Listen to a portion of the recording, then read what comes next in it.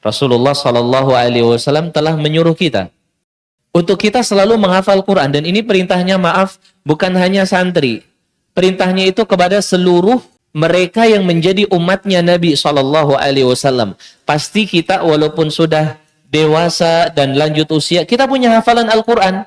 Ada sedikit, ada banyak, variasi. Itu juga kita disuruh untuk mengulang-ulang hafalan Quran kita. Kata Nabi Shallallahu Alaihi Wasallam, kalian jaga dan ulang-ulang Al-Quran ini. Konsekuensi kita menghafal Quran harus kita ulang-ulang. Kata Nabi SAW, demi zat yang jiwaku ada di tangannya, Quran itu lebih gampang lari dan lupa daripada onta kalau terlepas dari ikatannya. Kalian pernah lihat onta kalau terlepas dari ikatannya? Wah, itu jalannya ke sana kemari itu. Nah, hafalan Quran kalian itu lebih cepat hilang daripada onta yang demikian.